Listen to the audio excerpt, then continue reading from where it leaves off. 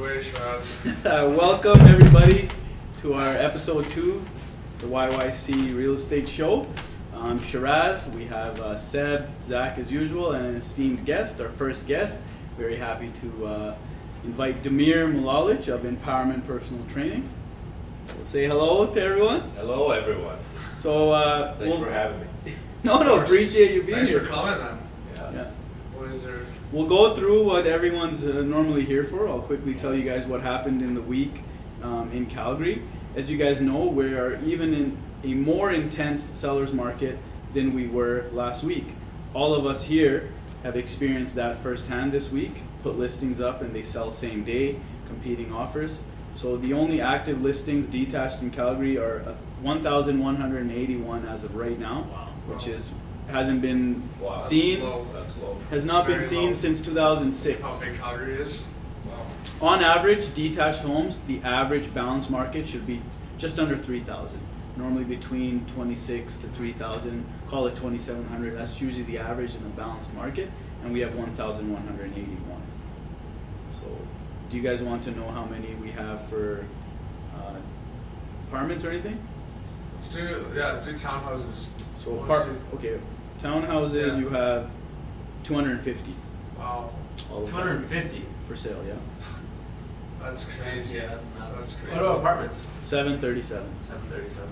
Okay. I feel like apartments as well, obviously detached is more, but percentage wise, I think apartments are always kind of that higher number when it's in this market. I don't know why, but townhouses are low. So now's the time. Anyone out there thinking to sell, waiting for spring, you should do it now.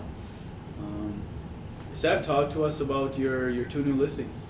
Yeah, right on. So I got one listing in Bowness. It's listed at $399. It's a 700 square foot bungalow, single detached garage. I put that up last night, and we already have 5 showings, so that's excellent. And it's incredible because that property isn't even finished. We had to sell it mid-construction. Wow. Right? So 5 showings, mid-construction, right? It's Mid-construction, so how mid are we talking? Yeah. Well, no kitchen, no bathroom. It's new subfloors. The walls are primed, ready for paint.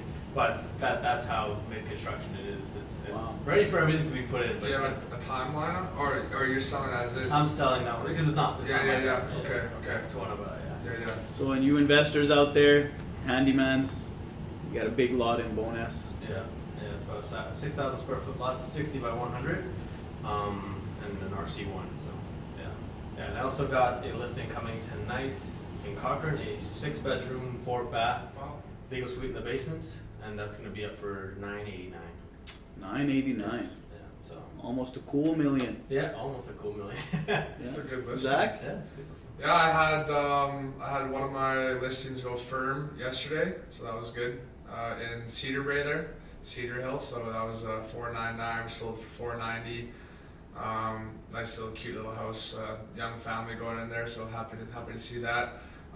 Listed a condo on Friday, and in 12 hours was conditionally sold. So that was at $255. We got $10,000 over asking. With no showings. It actually just came back in the market today though. The deal fell through, but there's a lot of exposure and a lot of interest still, so that's good. So that's if anybody's looking for a condo in the Northeast, $255, 3-bed, 1.5 bath. It's a nice little place. So. It's actually a townhouse, I think, right? Thornhill? Yeah, okay, yeah, townhouse, okay. Condo, townhouse, Yeah. it can be sometimes fourplex. put together, but it's officially a townhouse.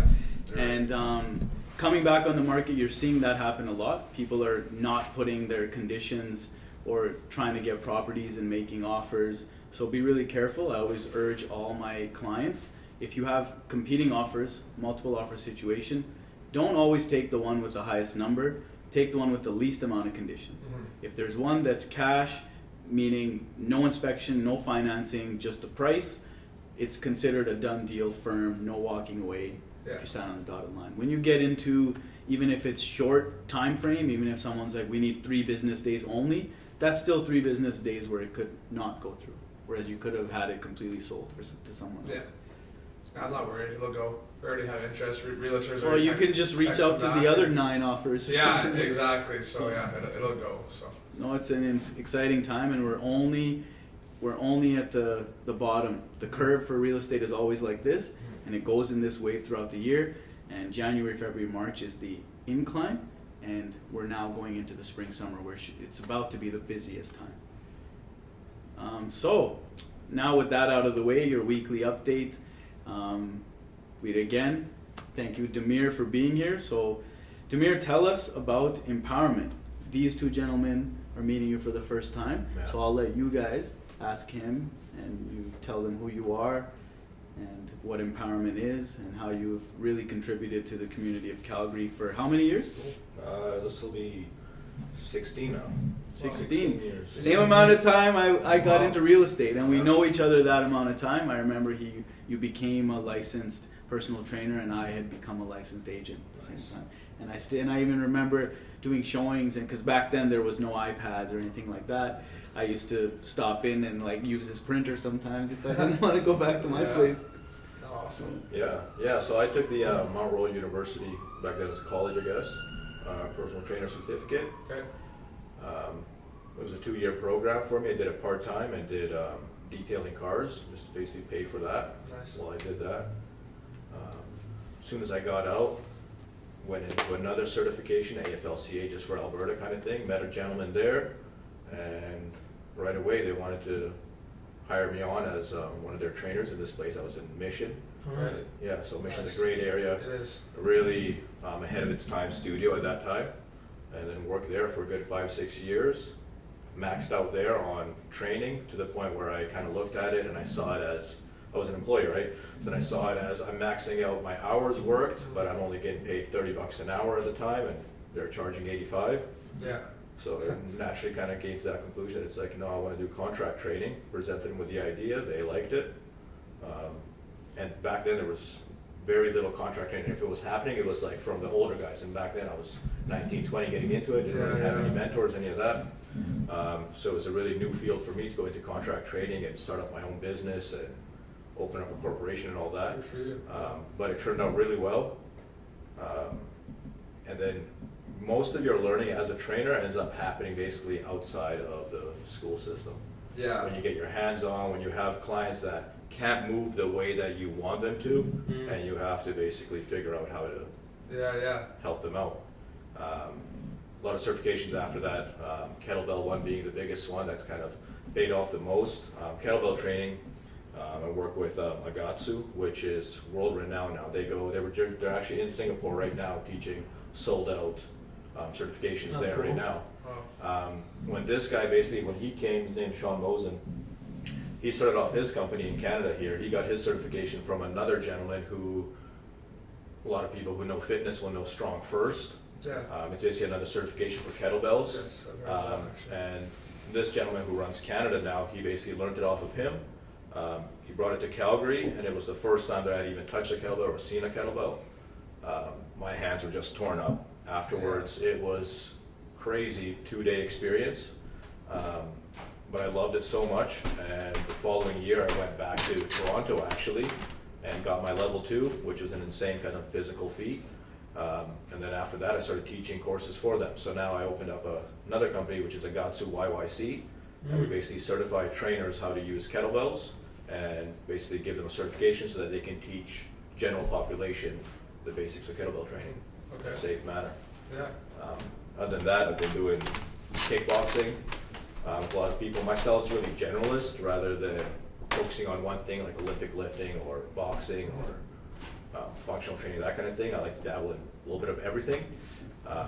My main clientele is 45 and up, so I really need to be able to kind of juggle everybody. Mm-hmm. Like my 20-year-olds might want kickboxing, whereas the 60 or 70-year-old might want something a little bit less. Yeah. So yeah, I find just having a good general base of everything helps me kind of help everybody a bit better, rather than trying to fit them into the box that I put myself in by saying, oh, I'm only an Olympic lifter and I'm only going to train athletes or something like that.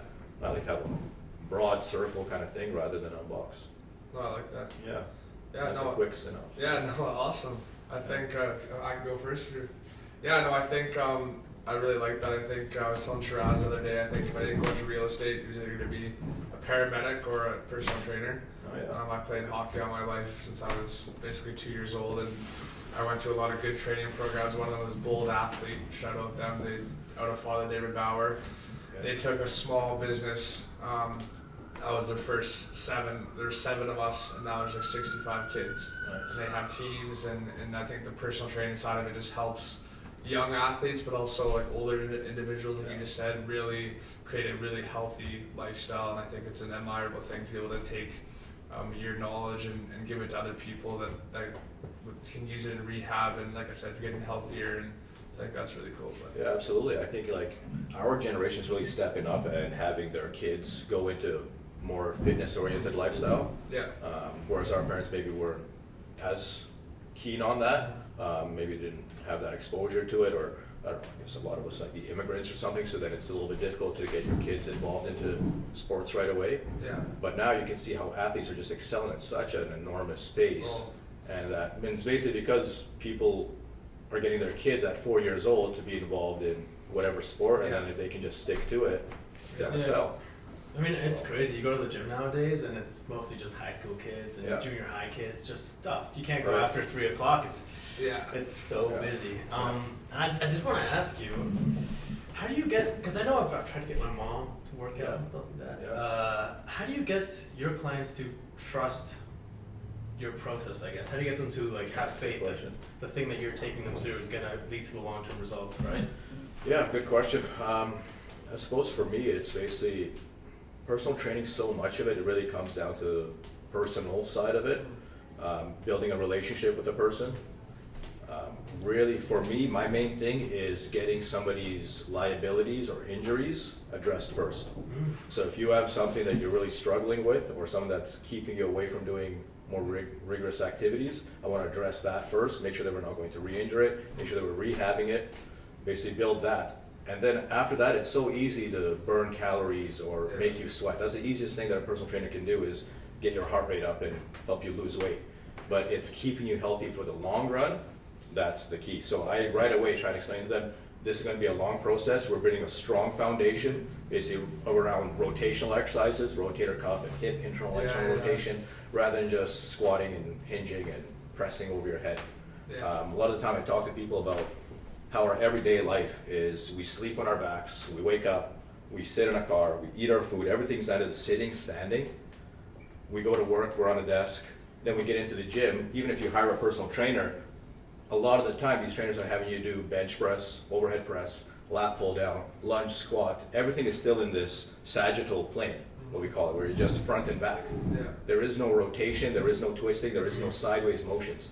So for me, I like to focus on exactly that. Depending on what your work is, if it's mostly sedentary, I want to get you up and I want you doing things that you're not used to. I want you rotating, I want you going left and right, I want you doing lateral raises and internal, external rotations, rather than the things that you already know how to do, that are just going to make you even tighter in those areas. Yeah. And a lot of people shy away from that, right? Like if they're good at something, they're good at oldie lifting or boxing or something, they're gonna stick to that because they're familiar with it, they're good at it, so they're just gonna continue practicing that. But everything in its own way comes down to, it's gonna be too much for you, you're gonna end up taxing the body, tendonitis of some sort. Doesn't matter if it's gymnastics, if it's hockey, if it's just weightlifting, too much of anything is gonna end up wearing away. Yeah. So I like to basically dabble a little bit. Strength training, okay, take a break from that, let's do some conditioning, let's practice all sorts of modalities basically. So how do you shift someone's mindset that comes to the gym and maybe they have been training all their life and it's been like that routine training? How do you kind of shift that mindset to open up to new ideas and new ways of training? Like, is there...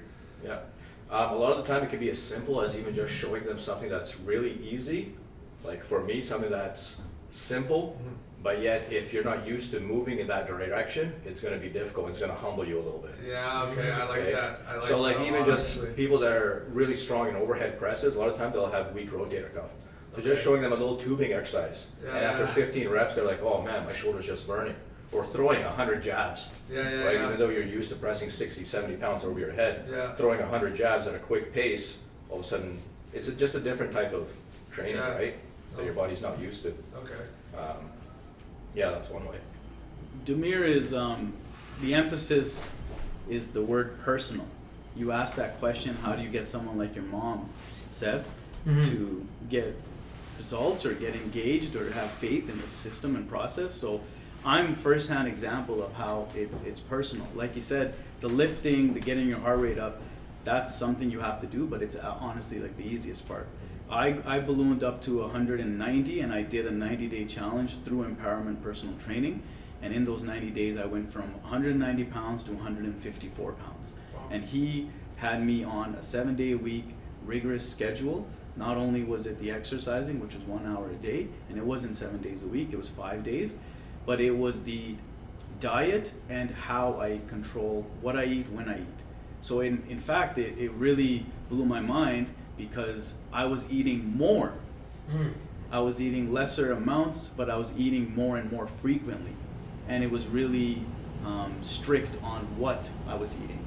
So it was kind of, to your mind, you're like, I'm trying to lose weight, but I'm eating more than I was when I got up to 190, but the results speak for themselves. 190, 17 pounds the first 30 days, which was like a big shocker, and then slowly the remaining, but from 190 to 154 through Empowerment Personal Training. So it works, and that's why I wanted Damir here to introduce him to you guys. And how can people reach out to you anyways, Damir? Empowerment Personal Training on Instagram, best way. Facebook, I'm pretty quiet on there. Yeah, that's probably the only way. Agatu YYC is the kettlebell affiliate that I run, so that's more if you're into kettlebell training and that kind of stuff. Back to what you were saying too, and you too said about getting people motivated into the gym. A lot of time when people decide to come into the gym, it's going to be out of desperation or inspiration. So they'll either be inspired by someone or something, or they're going to be at the point where they're desperate and they're like, shit, I need to clean my act up, right? So in his case, I don't know if it was either or a little bit of both. I don't think you were desperate really at 190. I mean, everybody's going to have that time and they're looking at themselves like, shit, like I could do better for myself. You guys want to know the hard truth? All my suits and dress clothes were not fitting anymore. I didn't need a belt anymore. I was hiding my big beer belly in a sweater or a jacket. And I just, it actually took my little brother, who looked up to me my whole life as being strong and always there for him. It took him kind of like saying to me, like, bro, what is this? Why are you getting out of shape? I can take you now, sure. Yeah, exactly. So Yeah. it So just it's a little bit of both. it took someone like giving me a little like, hey, get your shit together. Why are you getting lazy? Why are you why are you not concerned when you look in the mirror and you're not happy with what you see, right? Yeah. So, Yeah, I mean, best case scenario, everybody comes to me out of inspiration, right, for some reason. But hard truth is, a lot of people are going to happen out of desperation. Like my mom couldn't get her training until she found out she had high cholesterol. And then she didn't want to go on the pill or anything like that. So put together a particular eating routine and exercise. And 3 months later, she had blood work again, and it dropped way down. Nice. Wow, they're very impressed, right? Yeah. Oh yeah, absolutely. Just something as simple as grapefruit every single day. Having grapefruit is a great way to get rid of high cholesterol. That, and then also moving. Yeah. Yeah. Oh, that's super cool. I like that. I think, talk to us. Oh, sorry. What? No, I was just gonna say, I think like another big part of having a personal trainer, from what I've experienced, is like they do hold you accountable. I do think that's another great thing about personal training. I think in this day and age, a lot of people get up at 6 a.m. and they're working 8-hour jobs, and sometimes they're picking up kids or doing errands. And by the time you get that 7, 8 o'clock, you're burnt out, and you don't have someone in your ear telling you to come into the gym. Right. And obviously, you have to have a bit of accountability on yourself, because I mean, you're not going to be calling somebody and forcing them to come. But I think when you do have that personal trainer, at least in my experience, you don't want to let somebody down. You want them to be proud of you and stuff. So I think it's another really good thing of anybody thinking of getting into a personal trainer. Yeah. It's a huge help for accountability. Yeah, absolutely. Just like anything, right? If you can set a time and a day for it, you're way more likely to stick to it than just be like, okay, I'll train 3 days a week. Yeah. But once you have that time and date picked out, and then you have another person waiting for you on top of the monetary that you're also paying for it, the other good thing is also to get a partner involved.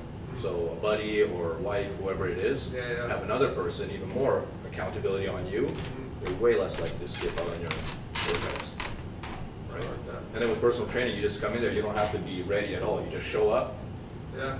right? Be fueled up. That's You about do- it. And you Exactly. do the preparation. Yeah, exactly. You Just gotta take it through show the up. warm up, through everything you need to know, and that's that. It's intense. Like when I first started that program, people threw up day one. You know, luckily I wasn't one of them, but it was so intense, and the workouts weren't that difficult. But like literally a small break and a full 60-minute of like stations. That what I did on day one. And what do you call that? It starts with a T. Oh, Tabata? Yeah, so we did that. Intro type, yeah. And yeah, people were like throwing up by station 2 or 3, like push themselves that hard. So. Not that that's the only way to get results, but it was like a lot of people want to come into the gym and they want to feel like they're working so hard to the point where they're just sweating, right? Where a lot of the time it's like they need to start off with just fundamentals. So like for you, it's like you went into that because it was a group class, right? A lot of time people go into group class because it's way more affordable, right? $85 an hour versus $15, $20 an hour. So it's way more feasible in the long run to go into classes. And then you can do 5 days a week as opposed to 2 days a week with a trainer. Yeah. The only difference is with a trainer, like I said in the beginning, you can kind of work on those fundamentals to make sure that you stay healthy throughout it. But if you have a good trainer that's able to watch you and be able to give you the corrections right away, and you're coachable enough, meaning that you can take instruction, implement instruction, you'll stay away from that, from the injuries, right? So as long as you can also dial it back on your own, right? You're not there to outdo everybody else, you're just there to make yourself, empower yourself, really. Right? What is some, because I actually kind of, I sprained my lower back a little bit because I've just been getting back into working out and, you know, really pushing myself. And I was doing like the simplest workout. I was just doing like the one where you lean over, you got dumbbells, you're doing these kind of flies. Over rear delt flies. Yeah, but I like sprained my back. Yeah. Right? It was just really tight. Yeah. And I've been stretching already since, and it's been a lot better.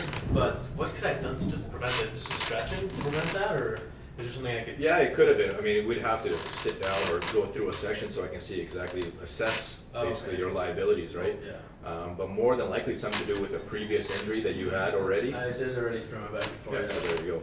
Oh, okay. Yeah. So it's a matter of working around that, basically figuring out what you're able to do, what you're unable to do, see the discrepancies amongst basically left side or right side, and then figuring out is that structural, as in if it's your skeletal system, or if it's just something to do with your movement mechanics. Oh, okay. Like your muscles might be tight on one side more than on the other. But it's through a lot of assessment basically that we can figure that out. Oh, okay. Yeah. What I liked about the group was that after we all finished the challenge at that time, there was a fitness retreat as a reward, and we would still stay strict to what we've kind of adopted as daily routine, but we were able to go to Cabo together, have a vacation, and still see how you can enjoy these other things and yet still stay strict to your daily routine. So we were still working out down there, we were still eating well. You know. Yeah, I haven't done one of those in a while, but I would run these retreats, fitness retreats, so it'd be 5 to 7 people, and a lot of time went to Cabo. We did one in Kauai, which was just phenomenal. But basically go there and I prep all your food, teach you healthy habits, morning routines, evening routines, workout twice a day. Usually one is a little bit more strength-based and the other one is more relaxing or stretching or mobility type training. And then every day we're going to experience whatever that town that we're in has to offer. Yeah. So Kauai, it was every Wow. single day was hiking, Nice. waterfalls, just That unreal. sounds incredible. Yeah, that place is phenomenal. How many days would you go for? 7 days. 7 days. Yeah. Weren't you noticing when you were there, you mentioned to me, I remember one of the first things you said when you came back was everybody there is healthy. Oh, And yeah. you said it's probably because of their food or the supplies Yeah. of food they have Yeah. or something. Yeah, I think a lot of the time when we go to other places, like other than really Western society, especially if it's an island, like island type living, they tend to be, because they're more kind of secluded, there's not as much imports, I would imagine. So then they have a lot of fruits and veggies are primary diet, right? Or Yeah, yeah. locally grown foods, as opposed to processed meats and foods. I think that's a big portion, but Kauai is just full of people our age and younger, just shredded. Everybody's surfing, everybody's in I've the noticed sun. that actually. I've been It's- there once yeah, on it's just vacation. unreal. Same thing. It's, yeah. I noticed that actually in. I don't know why. Like, it's a lot different from obviously Kauai, but like, I went to Germany for a couple of weeks, and even there you don't see a lot of obese people. Like I mean, obviously Right. every country has that, but and I don't know what the main root of that is. I don't know if it's more older traditional values of how of their meals and what they're eating on a consistent basis. Right. But yeah, same thing in that Eastern Europe. I've noticed a lot healthier lifestyle, and I don't know Right. why that is. I think Europe in general, like my European relatives, even my wife, like she says here you have to be conscious of getting your daily steps and exercise in, whereas the European culture is a lot based around being mobile on your feet. The public transportation's amazing. They don't contend with winter like we do. Here is an average of 3 vehicles per household. So I think we're not walking and on our feet as much every single day as the Europeans are. Their whole life's based around like being on their feet, walking. We are always getting in a car, getting out of a car. We have to go somewhere to go for a walk. You're you know? right though. I think the winter thing could play a factor. Yeah, for sure. exactly. If a place is sunny 365 days a year, you're going to be out more active. Yeah. Those winter months in Calgary, we all know it can get minus 30, 40. Like you're not going to be walking around. Yeah, that's where it comes back. You have to create healthy habits around that. Something that's like an obstacle, you have to create some sort of healthy habit, which is, okay, pick up some sort of winter sport. Yeah. Cross-country skiing, snowshoeing, Yeah. skiing, whatever it is, but get outside and make an effort to put yourself out there, right? Yeah, adapt. Yeah. Adapt and thrive. So as a trainer, Damir, like what would somebody like me have to work on to maintain a height like him? How can I get a height like you? A lot of upside down. The good thing is for you too is you actually, well, for the most part, you maintain that weight. So the things that you did in those 3 months changed his life forever, really. Yeah. Because you were able to Now he's lose just that shredded. weight again. Yeah, look at the guy. Always. Take the shirt off. And Yeah, the gym back here, we gotta put you on some Now he's wearing his shirt. little brother's suit. That's funny. But yeah, like that's an important thing. Like he spent 3 months of his life dedicated to, okay, these are my goals and I'm going to dedicate myself to them. Didn't skip a single day, didn't have a single cheat meal, whatever it is. And then because he practiced that habit for 3 straight months, he was able to, even if he did fall off the wagon, get right back onto it whenever he chose to, and he knew what to do to stick to it, which is great. yeah. Yeah. Builds strength for sure. It's all in your mind. You know, it's easy to get to the gym and lift a few weights, but if you're having that cheeseburger after, what's the point? Yeah.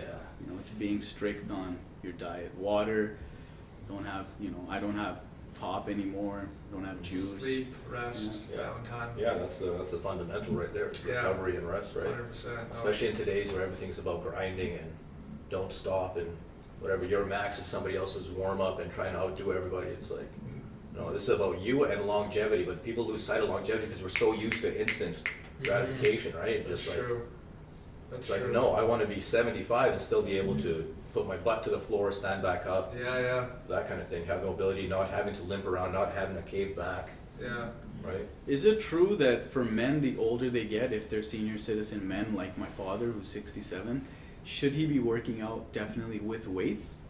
Or should he be just working on mobility? I heard that weights is crucial as you get older for a man, and I'm not sure why.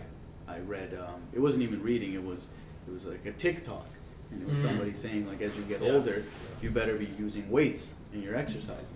Yeah, strength training itself is going to help with bone density, which is going to be a big thing, especially for elderly people too. Bone and obviously muscle mass as well. The older you get, the weaker you're going to kind of get. So you need to make sure that you have proper back strength, ideally, right? Because as we age, we kind of tend to be in this posture more and more. So if we can maintain a healthy back, but again, it's going to come down to also personal training and the personal side of it. Your 70-year-old dad might be different than my 70-year-old dad, right? And he might need more stretching and mobilizing versus somebody who never lifted a weight and they just need to strengthen themselves, Yeah. right? So you can't generalize. Yeah, It exactly. must be personal, which Yeah. is why it's called personal training. Yeah. Yeah. How can, again, reach out to you on Empowerment Personal Training Yeah. on Instagram? You have a website as well, but Instagram's the easiest to reach out. Yeah, exactly. I mean, yeah, website is, I haven't been on there for a little while, but it's got testimonials on there for a lot of my clients, some videos of how we do things, but check out Instagram, Empowerment Personal Training, and Agatsu YYC. You'll get an idea of where I'm about. Do you still do those retreats? I haven't since COVID, man. That really Fair messed me up. Yeah. Yeah. So I'm just curious because they say like the best way to learn a language is through like full immersion of it, Nice. right? Yeah. So same thing with that kind of like long-term like lifestyle of being Yeah. healthier. That Yeah. full immersion, you feel like it also brings long-term results Yeah, to your clients. absolutely. Yeah. Yeah, because then they get a sense of what it's like to be on vacation, and you can still stay healthy. It doesn't have to be a full on. Right. Yeah, but And that's full nice. on Full booze off the cruise wagon. and That's so bad. Yeah. Not even that too. I think if they're there and you're making the meals, it's like they don't have that opportunity to go home and cheat. Yeah. They don't have that opportunity to go to their pantry at midnight and grab something that Yeah. they're not supposed to be having, right? Whereas they're there, this is what you're eating, Yeah. this is what you're drinking, like that's it. And by no means was it like just plain chicken and rice or something like that, what everybody kind of thinks we have to go through. Yeah. It was still satiating food.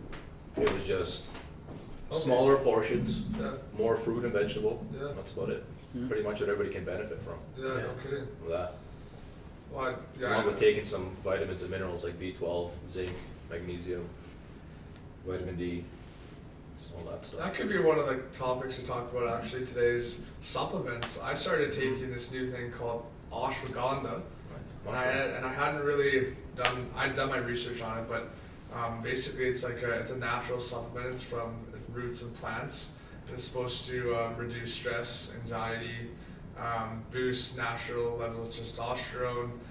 Has a lot of common side effects. I've been on it for 3 weeks now, and I'm really enjoying it.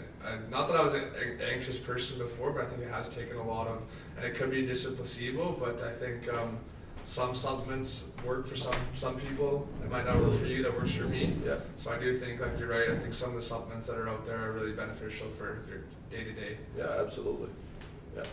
I have my go-tos, like the ones that I talked about. Ashwagandha is great. It all depends on what you're needing to level up, right? So for you, it's kind of more energy or testosterone, things like that. Ashwagandha or horny goat weed is another one. What's this? Yeah, just Where do another. you find this? What's her number? We need to talk about the names. I didn't have to talk to that CEO. No, there's a lot of things out there. There are natural ways to kind of boost testosterone without having to go to your doctor and getting creamed for your nuts, basically. Which I know a lot of people who are doing that right now. Yeah, no, I like that. No, it's I for sure feel more energy and a bit more. But feisty, those like supplements that are derived from roots of these plants.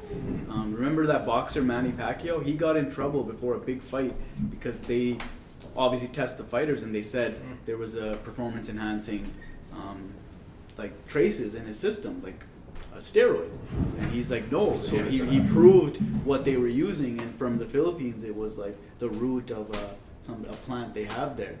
But it increases testosterone, There you go. so they kind of like made a decision and he was able to fight.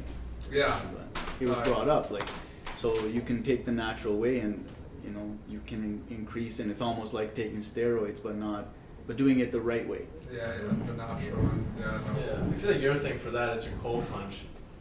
Because I had heard like boost testosterone like crazy, right? Yeah. Or not it sure. was dopamine. Was it dopamine, right? Yeah, it could be dope. No, I enjoy it for my injuries.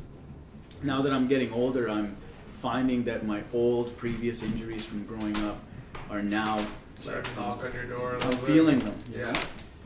So getting in there, my ankles, my knees, my lower back just feels a lot better. So that's why I do it.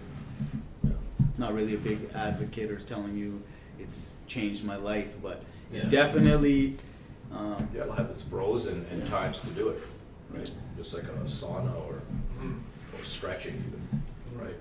Like for you with ankle and knee issues, it's like most likely you're going to have to do really small physiotherapy type exercises for the ankle and knee, and then strengthen hamstrings basically a lot of the time for knee issues. So like you'll have to do motions where you're just rotating your ankle like this with a band, or kids raises, like the knees over toes kind of training, right? Yeah. Little muscle groups like that to help bulletproof the body. and Yeah. things. Well, and there's so many different injuries that, like, I broke my collarbone August 1st. Nice. Yeah. Hey, yeah. I like. Yeah.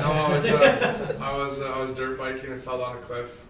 So it was pretty gnarly for sure. Extreme. I'd do it again. I Extreme. had a great day, but I'm just getting back to like, obviously I had to recover that, but then when I got back in the gym and it was back, kind of getting back to normal, like my shoulder and my back and my delts were all overcompensated because this was so weak. So I think like for hips, knees, and you know the best about this, but back, hips, knees, like when something is hurting there, another muscle has to work a lot harder. Yeah, exactly. And that's what a lot more injuries can come about that, because not only is your knee now, then your hamstrings overcompensating, Right. up to your hip, and your lower backs and your forearm and your hips, and it's just a whole. So if you can address something early and do the right rehab and not push that weight and your recovery time and allow your body to rest, and it's going to be a lot more beneficial in the long run. So. Yeah, absolutely.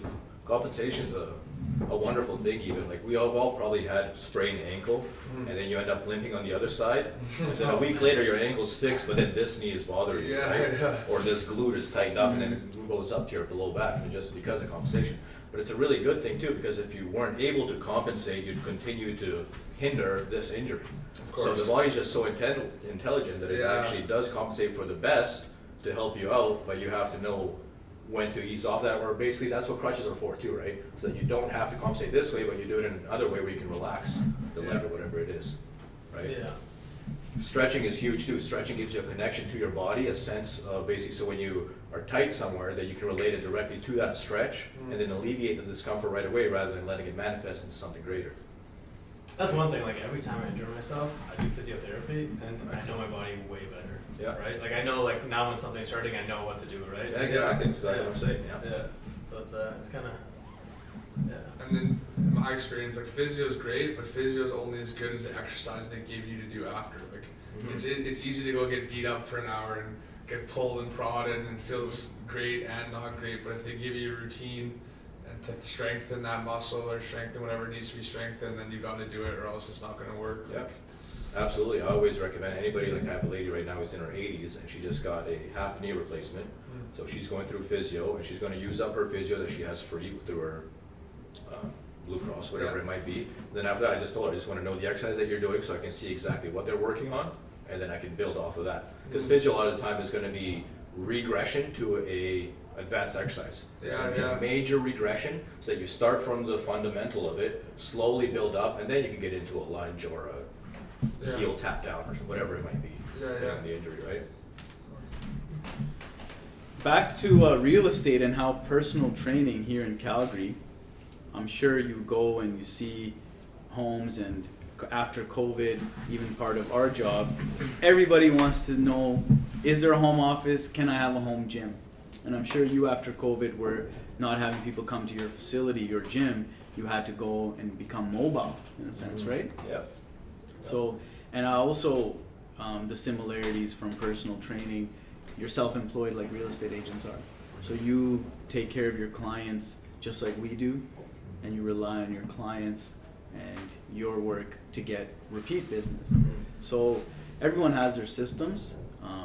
I'm sure yours is no different than a real estate agent's in keeping and growing your clientele base. Right. Is there any cool things that have worked for you that you want to share?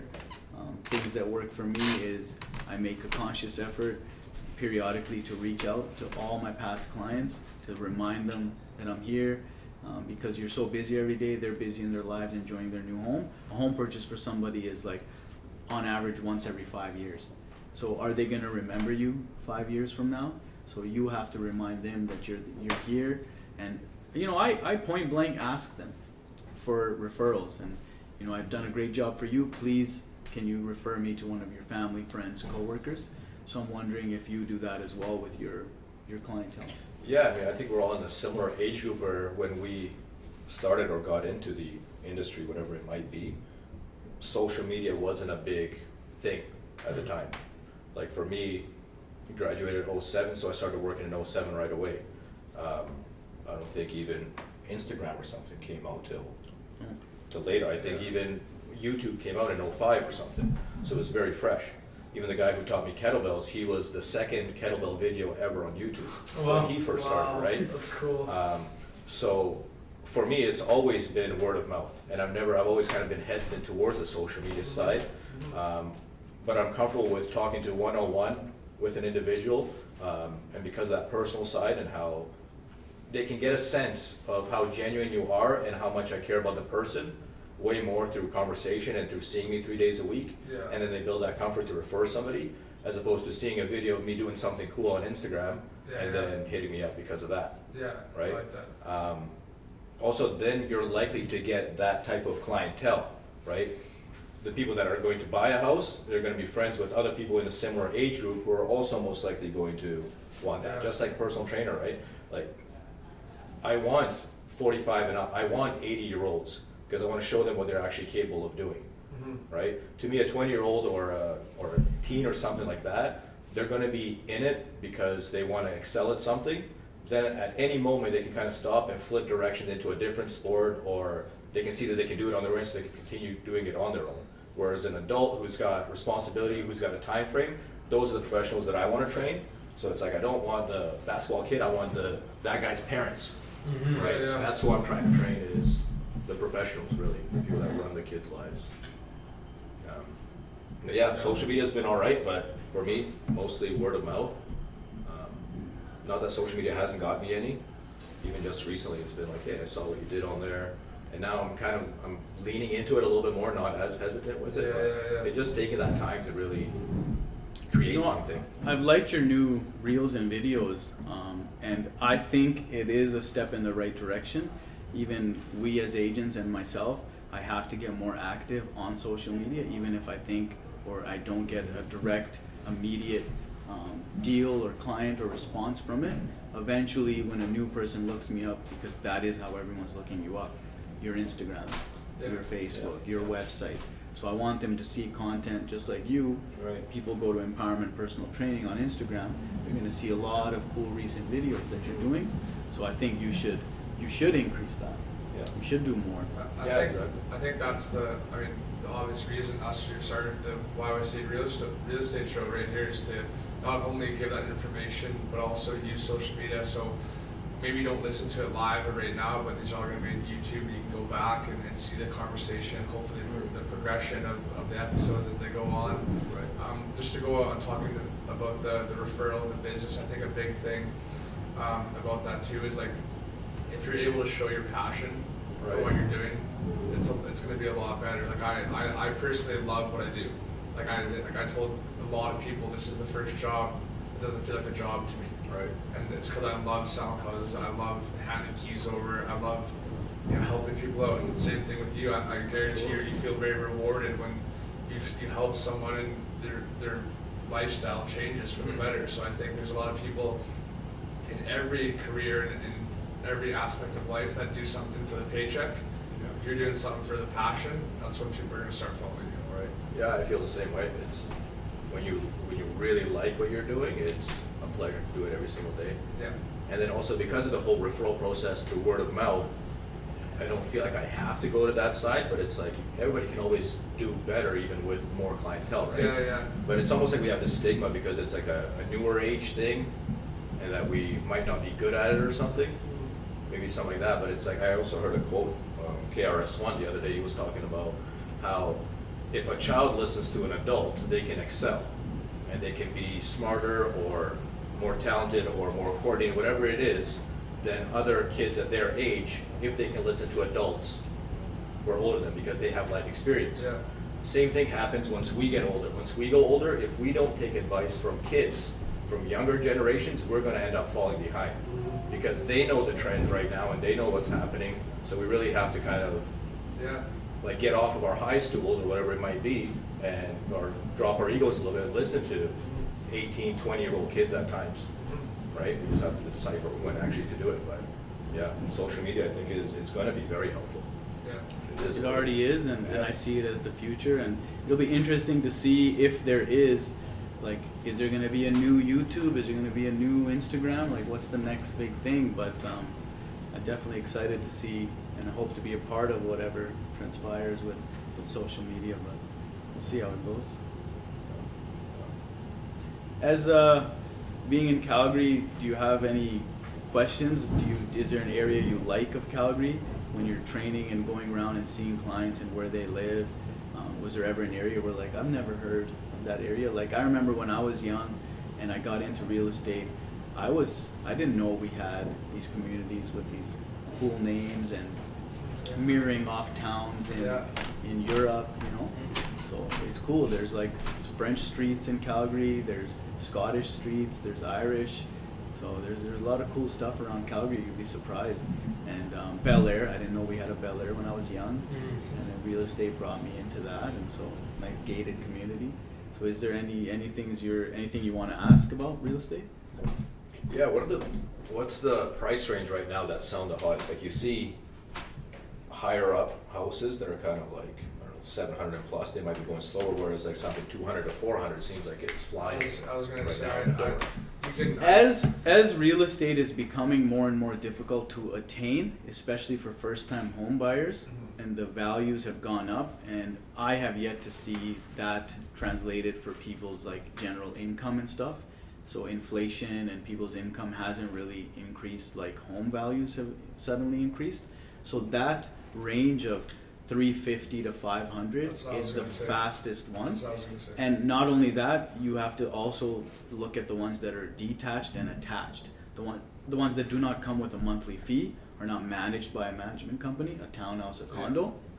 So first and foremost, detached and attached are the hottest commodities. If you have a detached attached house and it's under 500,000, you're gonna get people fighting for it, as we are all witnessing and have witnessed this week, and will continue to witness the rest of this year if everything goes according to what the forecasters and the bankers and the Bank of Canada is saying. So we are still gonna see a rise. Like I remember when COVID was fresh and we realtors were still out there, it didn't affect our business. We just had to wear masks and sanitize and answer a few questions before going to showings, but for the most part, fortunately, we weren't affected in our day-to-day to be able to go do our jobs.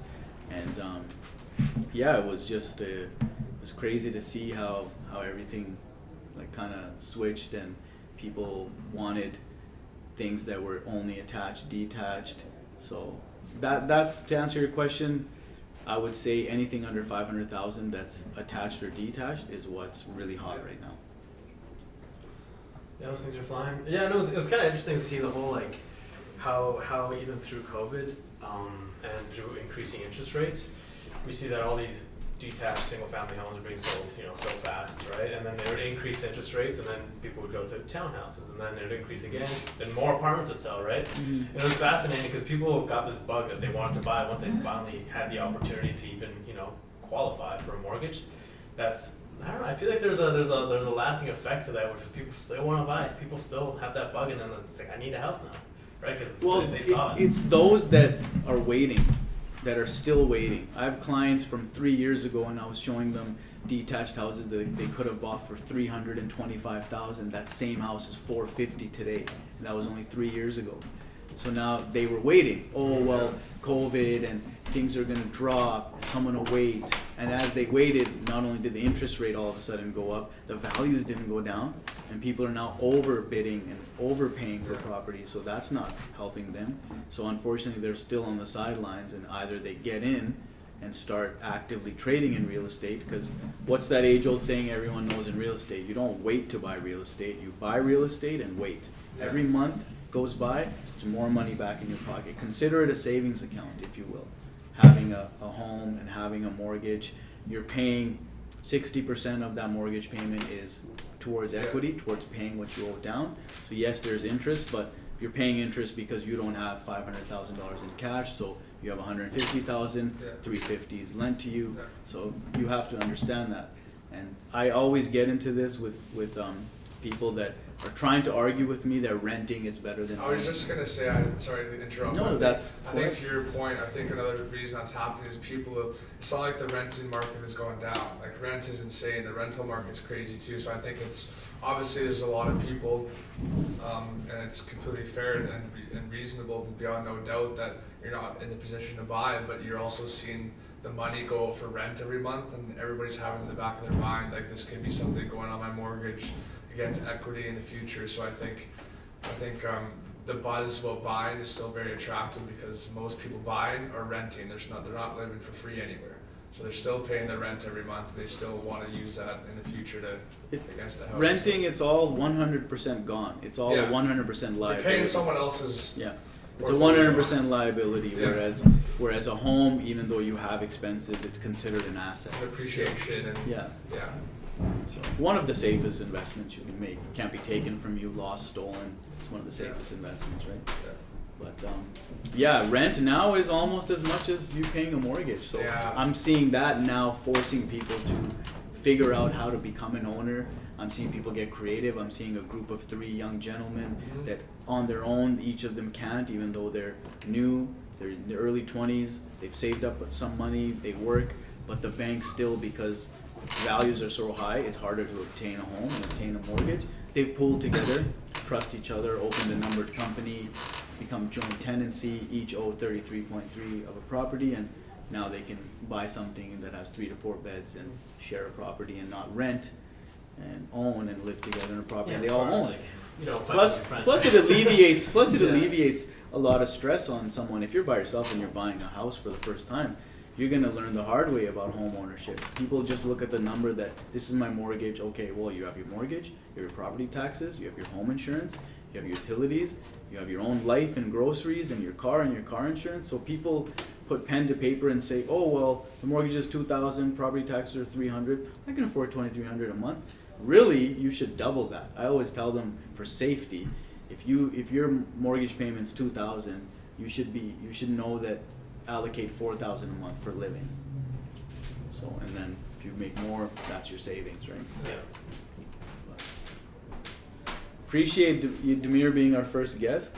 Yeah, that was awesome. Anything guys. anything else you guys want to chat No, about? I think we covered a lot. No, I'm happy with it. No, I'm happy. I think to go on my point last weekend, the Flames are on a tear. They're Nice. gonna make the playoffs. You guys are gonna be listening to this. It's gonna happen. I just wanted to point that out. So that was only my closing remarks. So that was it for Awesome. me. Damir, last message to everyone.